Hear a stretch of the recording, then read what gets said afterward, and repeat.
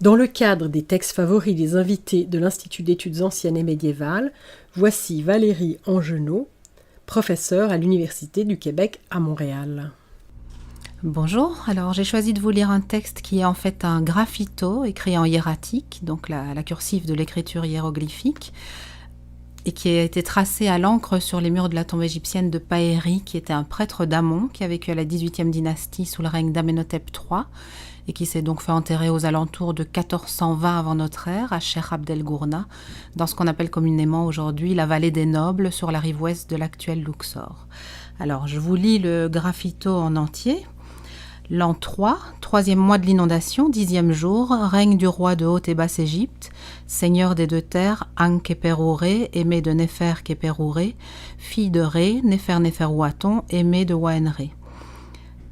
Adoré Amon, se prosterner devant Un-Néfer par le prêtre Wab, scribe de l'offrande divine d'Amon, dans la résidence de Ankhéperouré à Thèbes, Pawa, fils de Iti-Séneb. Il dit: Mon cœur désire te voir, Seigneur des Perséas. Quand ton cou reçoit les guirlandes, tu offres la satiété sans nourriture, l'ébriété sans boisson. Mon cœur désire te voir pour pouvoir se réjouir, ô Amon, secours du pauvre. Tu es le père de l'orphelin, l'époux de la veuve. D'où est ton nom? Il a le goût de la vie, il a le goût du pain pour un enfant, il est un habit pour celui qui est nu. Il a l'odeur des herbes aromatiques à la saison des chaleurs. Alors il y a un passage un peu effacé ici, tu es comme, tu as le goût de, on ne sait pas quoi, comme un vent de liberté pour celui qui est en prison. Aie pitié, tourne vers nous ton visage, Seigneur d'éternité. Tu étais là avant qu'ils n'arrivent, tu seras là quand ils seront partis. Tu as fait en sorte que je voie les ténèbres, illumine-les que je puisse te voir. Que ton âme tolère, que ton beau visage tolère, de venir vers moi, garantir que ton serviteur puisse te voir. Le scribe Pawa récite pour lui cette bénédiction, Ré et miséricordieux. Quel bonheur de te suivre, ô Amon, Seigneur bon à trouver pour qui le cherche. Chasse la peur, place la joie dans le cœur des hommes. Heureux est celui qui te voit, ô Amon, il est en fête chaque jour. Et donc le texte est dédié au cas du prêtre Wab, le scribe du temple d'Amon dans la résidence de Ankhéperouré, Pawa, fils d'Iti-Séneb.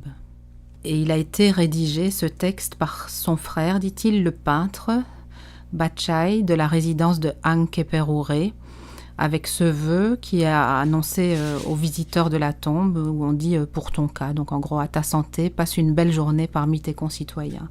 Donc ça s'adresse à des visiteurs qui viennent en groupe dans la tombe. Je vais un petit peu expliquer pourquoi.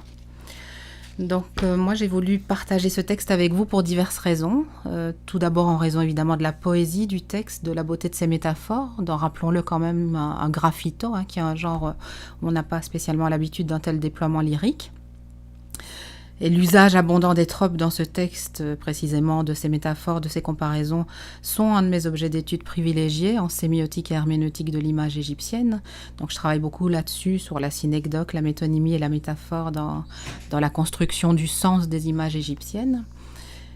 Ensuite, il est au centre des réflexions que je mène depuis ma thèse de doctorat à Bruxelles sur les questions de visibilité, de visualité, sur le rôle de la vision et du regard dans l'Égypte ancienne, une vision comme connaissance de Dieu, dans ce cas-ci, comme accès au divin, qui sont aussi des questions que je vais encore approfondir aujourd'hui lors du séminaire que je présente à l'Institut d'études anciennes et médiévales de l'Université de Laval.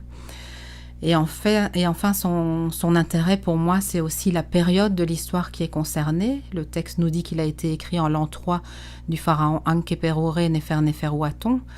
Ce pharaon était en vérité une pharaone, une reine encore très méconnue du grand public et parfois même méconnue des égyptologues, qui est montée sur le trône après son père Akhenaton. Elle était donc une de ses filles et avant son frère Toutankhamon. Dans une période de grands troubles sociétaux, et notamment religieux, qui ont été causés par la réforme religieuse d'Akhenaton, qui, comme vous le savez sans doute, a imposé à l'Égypte l'adoration d'un dieu unique, Aton, la forme phénoménologique du globe solaire, et donc qui a par la même occasion, ou peut-être par conséquent, privé son peuple de la possibilité d'encore voir les autres dieux, et notamment lors des processions de leur statue durant les festivals religieux. Et la complainte que cet homme Pawa, qui était prêtre d'Amon dans la résidence de la reine Pharaon, cette complainte qu'il a laissée sur les murs d'une tombe, et c'était pas n'importe quelle tombe, puisque c'est la tombe d'un homme dont le métier consistait justement à porter les statues divines en procession, eh bien cette complainte utilise la métaphore de la cécité pour décrire cette période de ténèbres dans laquelle les fidèles du système polythéiste ont été plongés, privés qu'ils étaient de la vision de leur dieu, et en particulier du dieu Amon, durant ce bref épisode monothéiste qu'a connu l'histoire égyptienne. Donc c'est un texte qui présente pour moi un intérêt fondamental à la fois pour les études littéraires, mais aussi pour les études religieuses, l'épistémologie, l'histoire de l'art, la sémiotique et l'histoire de l'Égypte, et en particulier l'histoire de cette période particulièrement méconnue qu'est la fin du règne d'Akhénaton et la transition vers celui de Toutankhamon. Et comme c'est un graffito, on a là un peu la vision populaire, mais qui n'en est pas moins poétique et marquée d'allusions aux textes religieux de l'époque, une vision de cette crise de foi, F-O-I, qui a dû traverser le peuple égyptien il y a 3500 ans avec la toute première tentative monothéiste de l'histoire.